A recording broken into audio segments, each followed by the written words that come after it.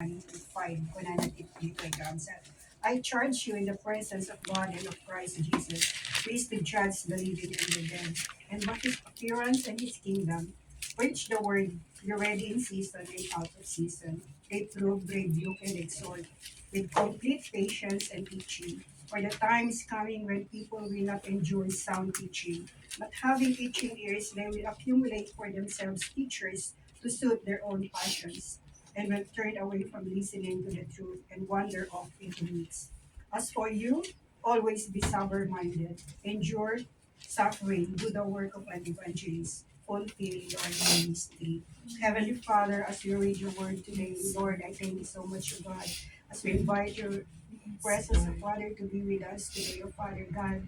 Lord, open up our hearts and minds, O Father God, to take us tanda ako, di pa ikargan, Lord God, na hindi nasasam, O Father God. Give us that spirit of understanding, O Father God.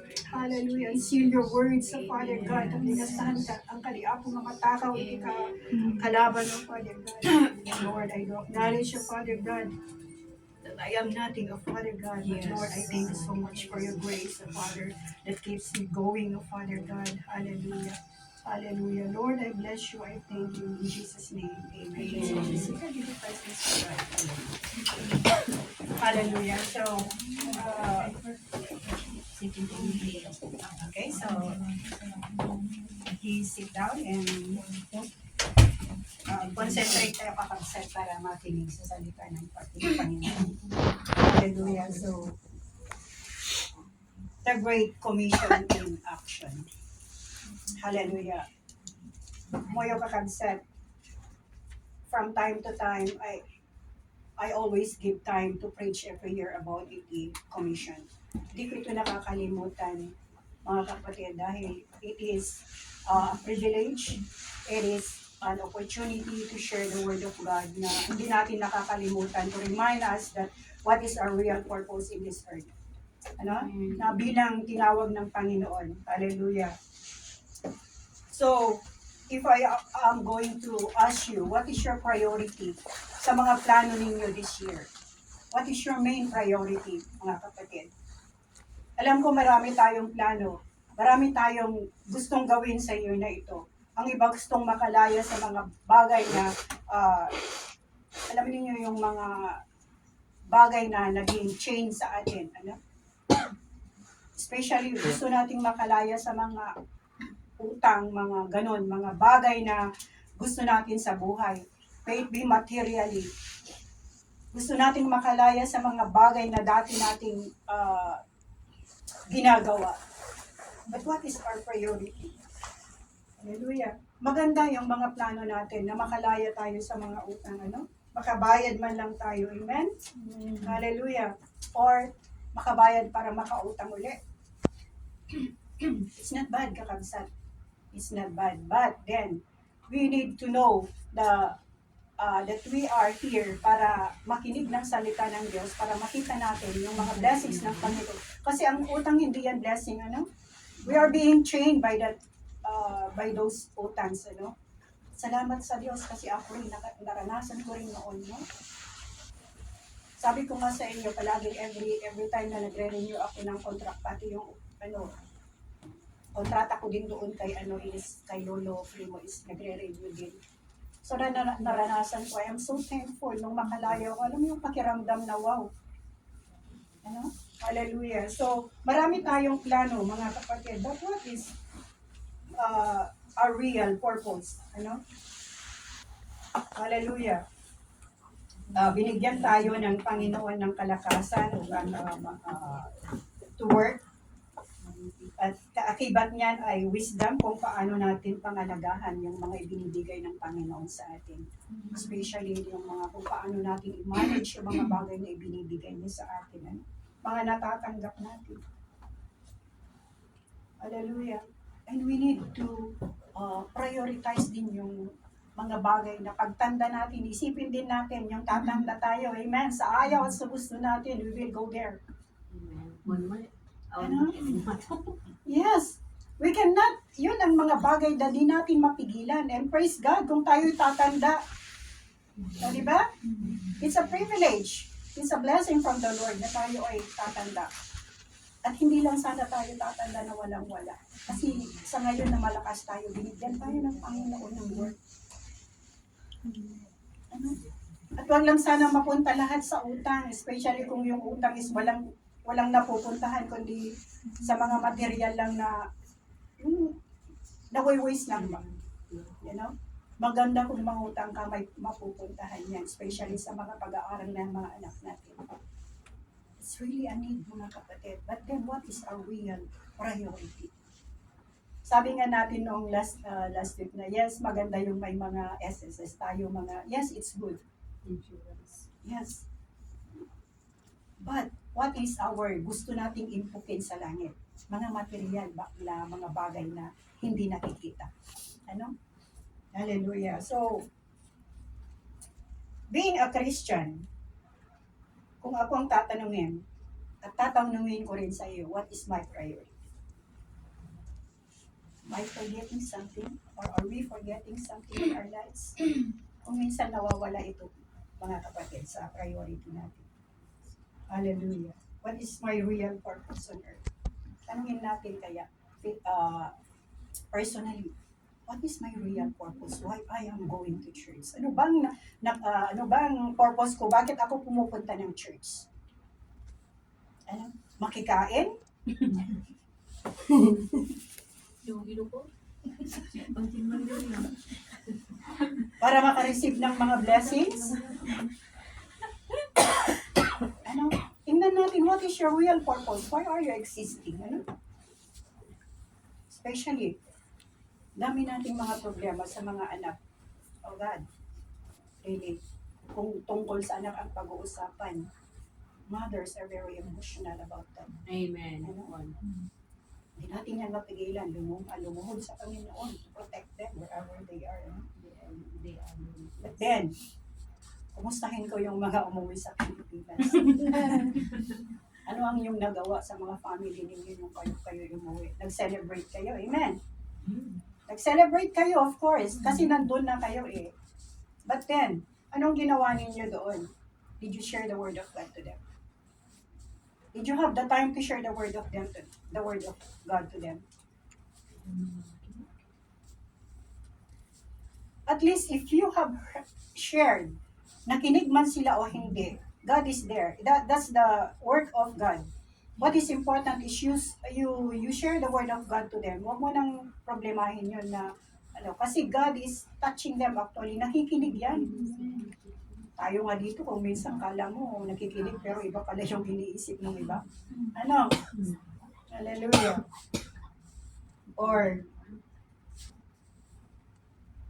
kung minsan our prayer, ganito ang prayer natin. Lord, send someone to preach to my family. Diba?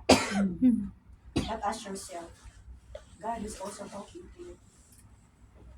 Ikaw ang unang kinakausap ng Panginoon because our family, sila ang una nating ministry. Amen? Kung hindi man sila nakinig sa'yo, at least you have done your part. Amen. And then you pray, Lord, mangibaon ka man, kada DJ, medyo handa ka patpatsin nagpeso ti anak ko. Kanya, tanda ti kakasjay. Meron talagang ganun, yung hindi sila nakikinig. Pero pag ibang tao ang pumunta sa bahay nyo, ay sigurado all ears yan. Ano? Praise the Lord. So, it's a good thing na mayroon tayong time na i-share ang word sa ating mga family. Or, anong ginawa ninyo, baka imbes na kayo ang nag-share ng word of God, imbes na, bumili pa kayo ng alak. Kasi alam niyo yung nanggagaling dito, oy, bili naman ng ganito lang, isang bilog. Isang bilog, ano ba yun? Isang lapad. Wala pa, alam mo ngayon. Hallelujah. So, imbes na tayong naging ilaw, tayo pa ang pumundi sa kanila na imbes nga ko natin yung mag-celebrate tayo, binautot yung matisola, di syempre, damagdungog atin, hallelujah. So, how will the people know unless we show them? Amen. Tayo mismo ang maging example sa ating family. Sa ibang tao, tayo mismo ang maging example. So in the Great Commission, Jesus commanded His disciples to go out to preach the good news and make disciples. Ito yung sinabi niya doon na nung siya ay before na mag-ascend siya, ito ang sinabi niya nung bumalik siya sa mga disciples na. Sabi niya sa Matthew 28:19-20, "Go therefore and make disciples of all nations, baptizing them in the name of the Father and of the Son and of the Holy Spirit, teaching them to observe all things that I have commanded you. And lo, I am with you always, even to the end of the age." Ano? So God commanded each and every one of us. Wala tayong aligtas. Huwag mong sabihin na siya na lang, di ko kaya yan. Lahat tayo. Ito ang command sa atin. Amen. Walang pinipili ang Diyos. Anong gagawin mo? Naging Kristiyano ka nga pero nakaupo ka lang na wala kang ginagawa. Akayin mo. Akayin mo yung katabi mo. Akayin mo yung katabi mo sa mga pinupuntahan natin mga lugar. Try, huwag kang mahiya. Huwag mong ikahiya ang Panginoon. So we are all called to be a part of the Great Commission. Hallelujah. So, bilang isang na-born again na Christian, we need to show them. So, paano natin ma-show sa kanila kung hindi tayo makapagsalita man lang? Come to think of it. Paano mo nalaman na ang Panginoong Jesus ang naging tagapagligtas at Lord mo? Kung walang nag-preach sa inyo, di ba? So, we need to share this love. So, meron akong tatlong points dito na gusto kong i-share about sa text natin, about the Word of God. Kung bakit kailangan nating i-share ito, mga kapatid. Kasi, wala namang boundaries actually, ang Word of God. Walang sinabi sa Biblia na si pastora lang, mga workers lang. No. Sa mga disciples, sinabi niya ito. And we are the disciples of Christ. Amen. Hallelujah. So number 1 dito, the Word of God is timeless. 2 Timothy chapter 4, verse 1-2. I charge you in the presence of God and of Christ Jesus, who is to judge the living and the dead, and by his appearing and his kingdom. Preach the word, be ready in season and out of season. Reprove, rebuke, and exhort with complete patience and teaching. In season or out of season. Walang pinipiling time. Amen? Amen. Hallelujah. So the Word of God is timeless. When we say timeless, it means eternal, fixed, and enduring. Hallelujah. Wala itong time na, ay bukas na lang. Siguro mas matapang na ako bukas para i-share ang Word of God. Anong hindi ka nagising? With every opportunity na lahat ng time. There are times na talagang parang gusto mong i-share yung Word of God pero nahihiya ka, say it. Hindi mo alam baka yung last time na ng taong yun na makinig ng salita ng Diyos. Di natin alam. Amen? Sabi doon sa Psalm 119, verse 89, "Your word, O Lord, is eternal. It is stand firm in heavens." Hallelujah. So it's always the right time to share the gospel when we got the chance, especially when it comes to salvation. No time to waste. Salvation is now. Bukas ko na lang i-share yung salvation kasi yung time ba na nag-share sa iyo ang Panginoon, yung mga kapatiran noon about salvation. It's timely, mga kapatid. That's the right time na na-share sa iyo. It's the right time na tinanggap mo rin ang Panginoon sa time na yan.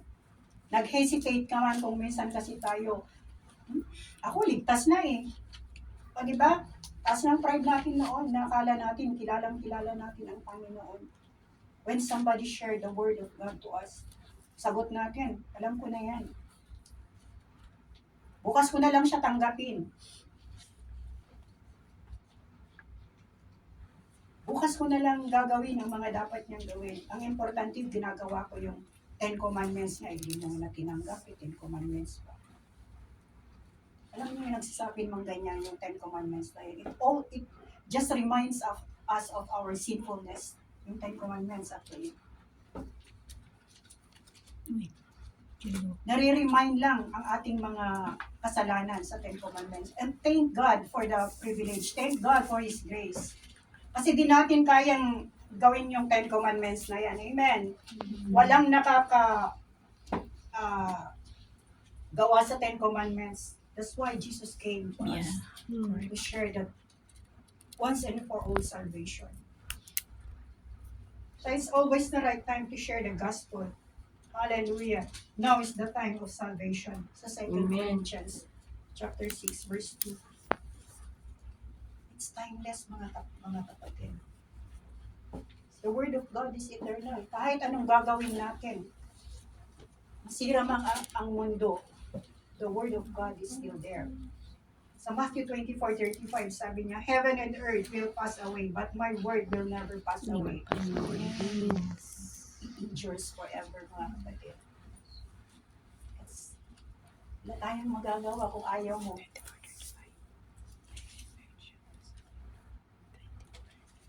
Sa Isaiah 40, chapter 6 to 8, sabi niya, the grass withers and the flowers fall because the breath of the Lord blows on them. Surely the people are grass. Alam niyo kung bakit? Ang buhay natin is fleeting. Hindi natin alam kung kailan kukunin ng Panginoon. Hallelujah. So we are grass. Alam niyo yung grass, pag na-wither yan, wala nang pag-asang, it will only go to the fire and burn. Ang tao ganyan. So pag yung chance, opportunities na mismo na yun, diba? Yung paniniwala noon na kapag namatay ka is pwede ka pang ipanalangin ng mga natitira pang buhay sa iyong pamilya. No way. It cannot be.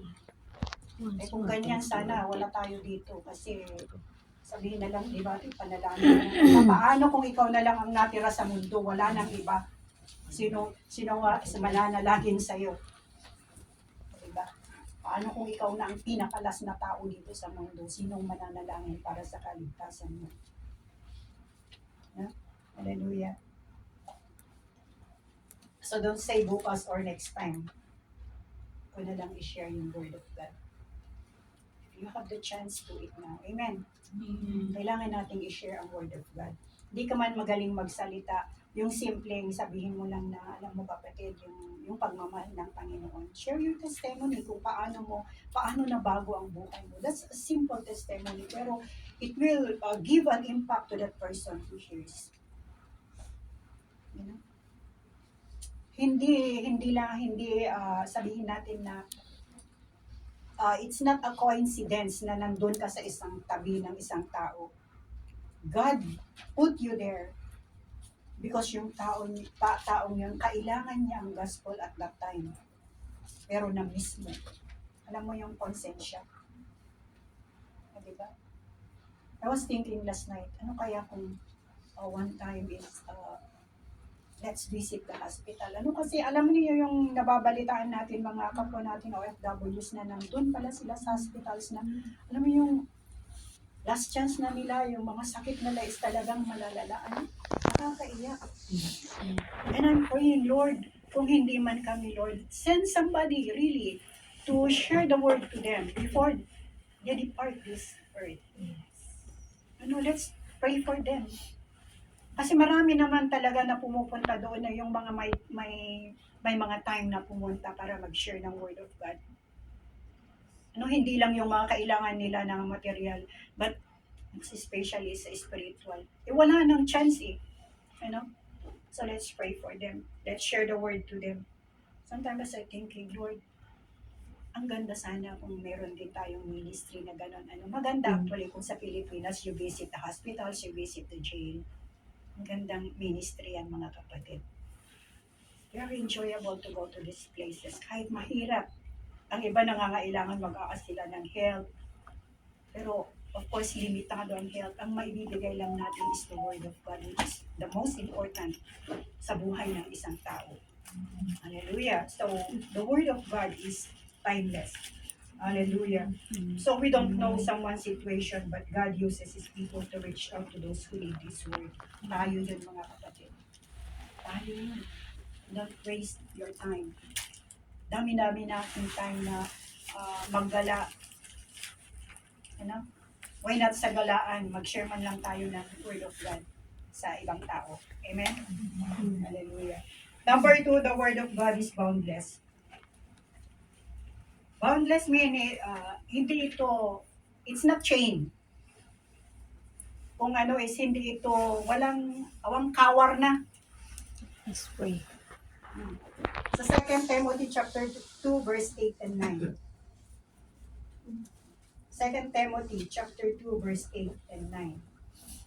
Sabi niya dito, remember Jesus Christ risen from the dead, the offspring of David, as preached in my gospel, for which I am suffering, bound with chains as a criminal, but the word of God is not bound.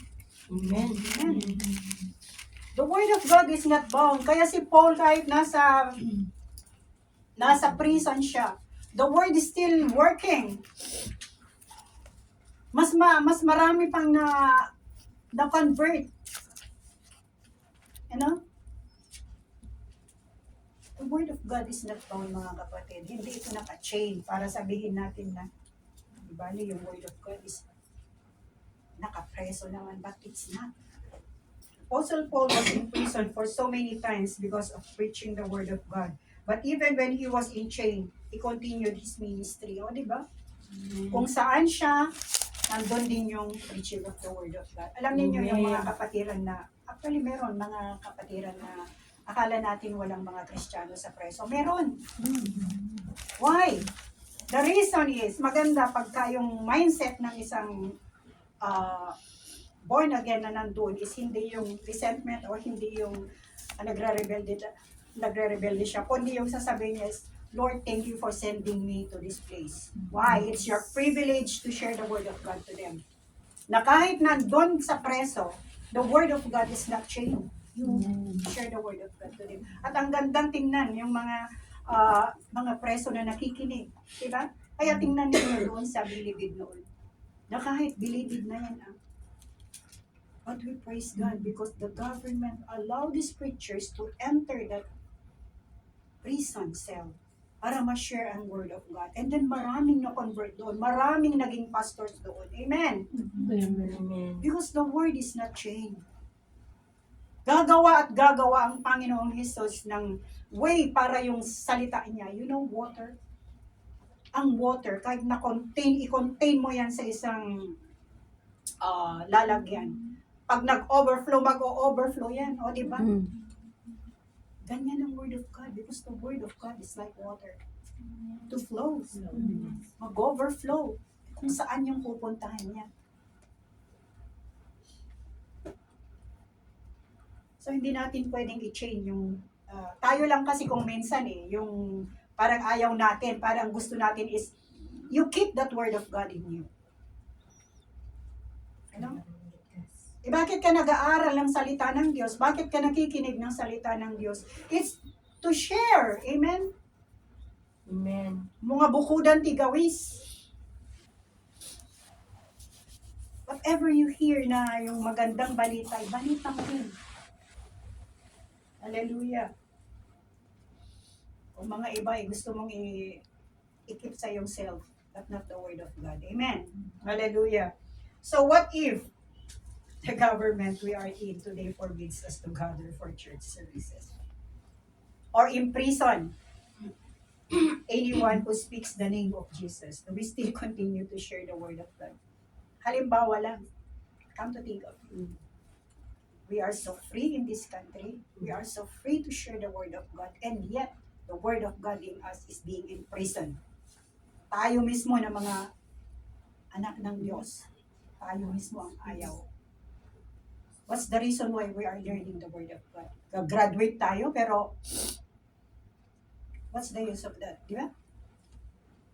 Kaya tayo nag-aaral para meron tayong i-share. Amen. Hallelujah. Hindi lang dito sa pulpito, mga kapatid. The purpose of that learning is to marami tayong malalaman din about God. And then of course to share that. Ano? Huwag mong sabihin na ako nakapag-aral ka nga, hindi mo naman ma-share. Di ba? That's the purpose. Eh kung naging engineer lahat tayo, engineer, walang teachers. Walang pastors.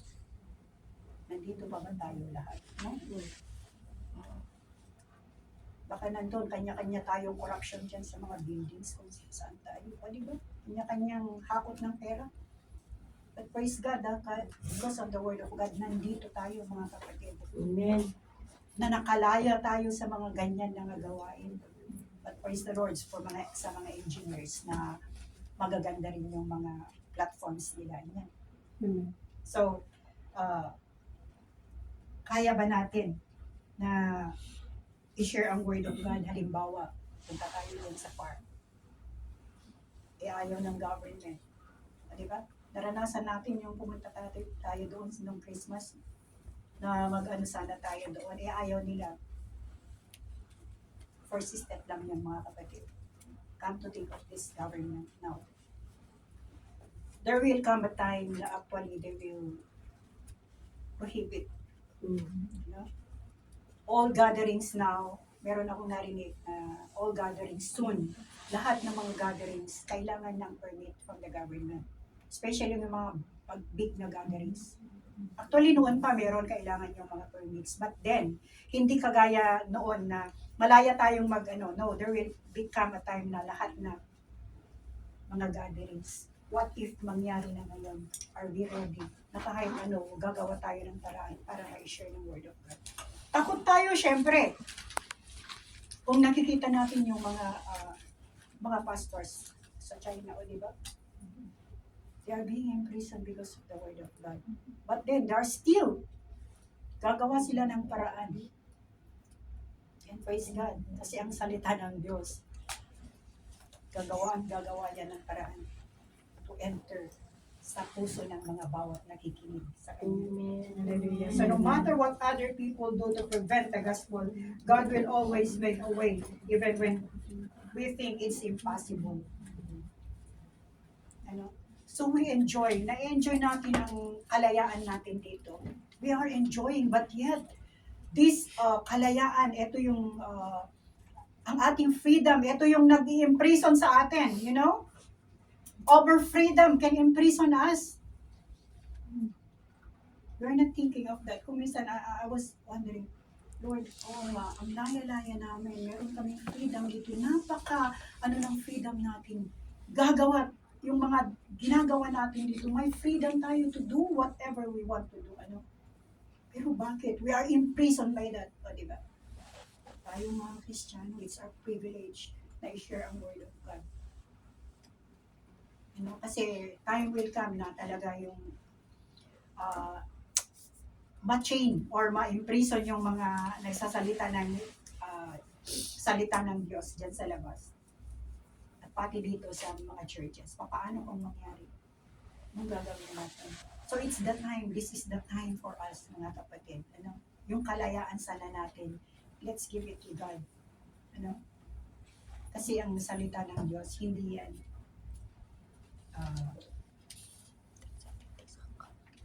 yan na-imprison o hindi yan change. Naalala ninyo, sino ang mga kaedad ko dito? Nakaranas mga love letters. Oo naman. Alam niyo noon That is kasi. our time. Love letter. Mga stricto mga parents natin, no? Yung high school, mga love letters, tatago-tago mo pa yun. Mabasa ng iba. Tago-tago mo yung love letters. Nakita ng nanay o tatay mo, o lolo mo yan. O, diba? Mga love letters na yan na itinatago-tago natin. Pero nakakagawa yan ng paraan para makarating sa'yo yung love. O, diba? Kahit gaano gaano kahigpit ang parents natin, pero bakit nakakarating ang love letter sa atin? Diba? Oh, my bridge. Oo nga pala, oo. Naalala ko, my bridge pala. Pero most of the time, yung bridge ang Nananalo. O, diba? Tulay. That's right. Ibig lang sabihin, even the word of God, kahit anong gawin natin, gagawa at gagawa yan ng Panginoon. Kasi ito yung love letter niya sa atin. Kahit anong gawin natin, gagawa at gagawa yan ng paraan para makarating sa taong dapat makinig. To hear that I love you from the Lord. You know? Ang love talagang di mo talaga mapigilan yan. Di ba? Kahit anong klase ng love, hindi mapigilan yan eh. Love yan eh. What is about the love of God? Dapat ito yung pinakamatindi sa atin na pagmamahal ng Panginoon. Amen. No? Hallelujah. So likewise, the love of God, we cannot or nobody can hinder the spreading of it. Hallelujah. Praise God. Dahil sa pagmamahal, sa love ng Panginoon is na-reach out tayo. At heto tayo ngayon, nagpupuri sa Kanya. Amen. Listening. At sana yung pag-ibig na yan, hindi yan magmamaliw, hindi yan palagi sana itong umaapoy sa ating puso. There are times na tayo ay nagiging down, but let love sana is umaapoy sa ating puso. Hallelujah. Now, number 3 here is the word of God is powerful. Of course, we all know this powerful. Sa Hebrew chapter 4 verse 12. For the word of God is alive and powerful. It is sharper than any double-edged sword. It penetrates even to dividing soul and spirit, joints and marrows. It judges the thoughts and attitudes of the heart. Nothing in all creation is hidden from God's sight. Everything is uncovered and laid bare before the eyes of Him to whom we must give account. So it's really powerful, the word. So powerful that even some who call themselves Christian get offended when the truth of God's word hit their ego. O, di ba? Kahit mga naniniwala sa Panginoon, yung tunay na sinasabi nila yung tunay, once na nahit ang kanilang ego, I tell you, they will retaliate sometimes. At diba, nakakasakit. Lahat tayo nasasaktan sa salita ng Diyos. Amen. It's so powerful, wala kang itatago. Basahin mo nga lang kung minsan sasaktan ka na, o diba? Naiiyak ka na. We cannot hide from God. His word will reveal what's truly inside our hearts. Amen. Ano ba talagang nasa puso mo kahit anong gawin mo na mag-pretend sa word na you are okay. God will always reveal what's truly happening in your heart. Hindi mo yan maitago. Kaya kailangan natin lang yung lumuhod sa Panginoon. Lord, help me. Yes. Kailangan kita. So powerful that the chain of sin is broken and set the captives free. Dito tayo nakalaya because of the word of God. So powerful na yung mga chain na mga bisyo natin noon, mga gawain natin na bulok noon, nakalaya tayo dahil sa word of God. So powerful that it heals the broken. It restores broken relationships. Amen? Sa mga family natin. Kahit yung mga hidwaan natin noon sa mga family members nang hindi pa tayo naniniwala kay Kristo. Nung tayo ay na-born again na, meron na yung nararamdaman natin, Lord, I need to make a way. Tayo ang gagawa mismo. Ng paraan. Nga mag-reconcile sa kanila. O, di ba? Alam niyo sa akin, meron akong resentment noon actually. Nagrebelde ako when I was in high school. But then nung na-born again ako, naramdaman ko ba yung salita ng Diyos na sabi niya sa akin, hindi ka dapat magtago ng resentment. You need to release that. Nagkaroon na yung healing, yung nag-uumpisa na yung healing. Because hindi naman kasalanan ng family mo. Kasalanan mo din kasi naging ka rin, pasaway ka din. O, di ba? Ganyan tayo. Yung mga broken relationships sa marriage, friendships, it's only the word of God can heal that. If only ng mga members ng mga families ay makinig sa salita ng Diyos at magkaroon ng forgiveness. At maramdaman nila yung pagmamahal ng Panginoon. That's why we need to share the word of God to them and let them understand. Let God move on them.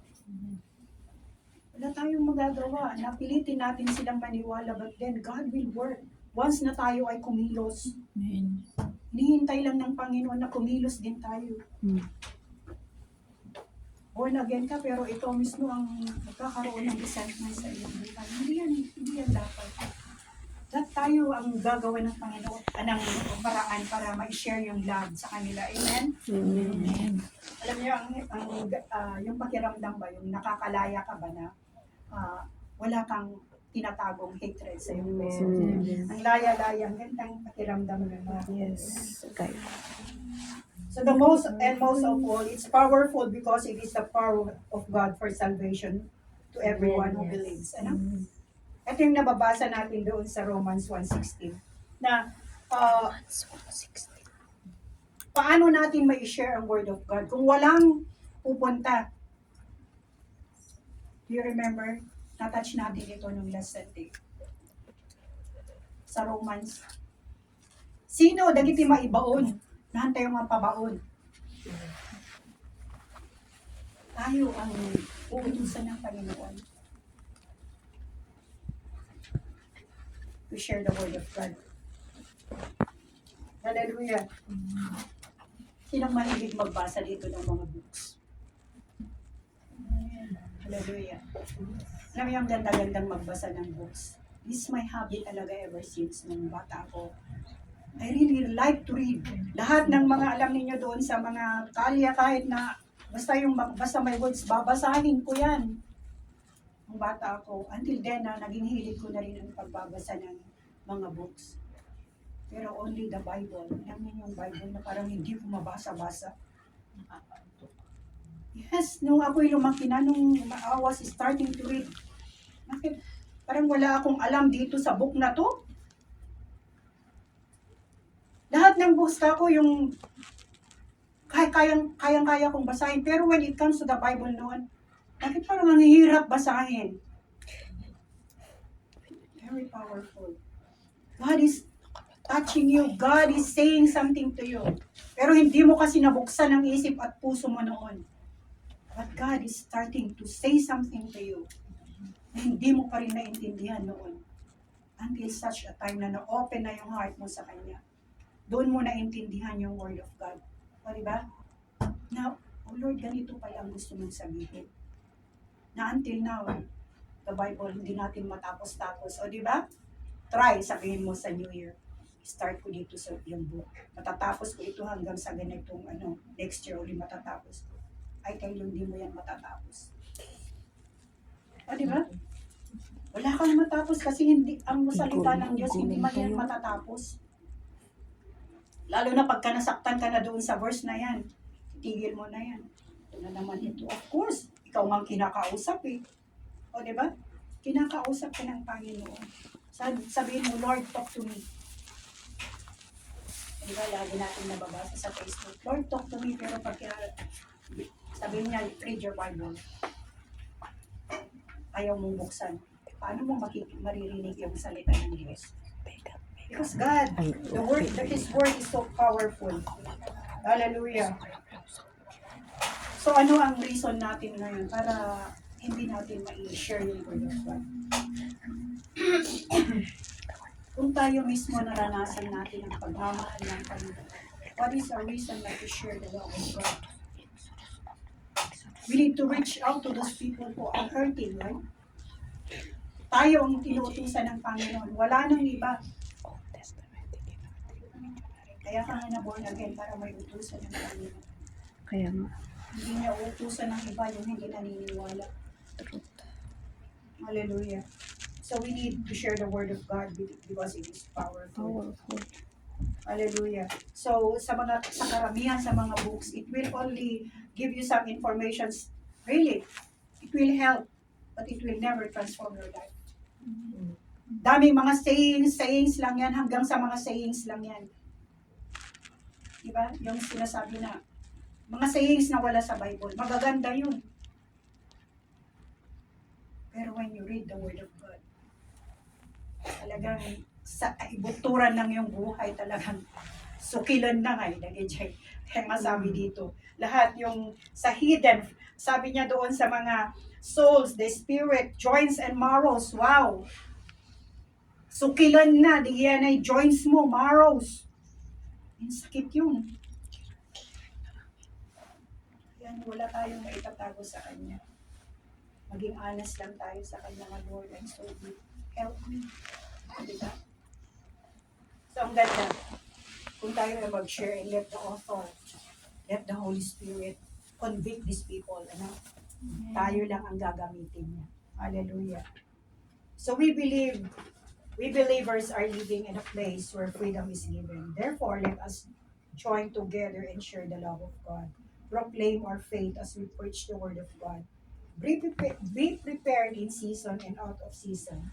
Correct, rebuke, and encourage with great patience and careful instruction. As we have read doon sa 2 Timothy chapter 4 verse 2.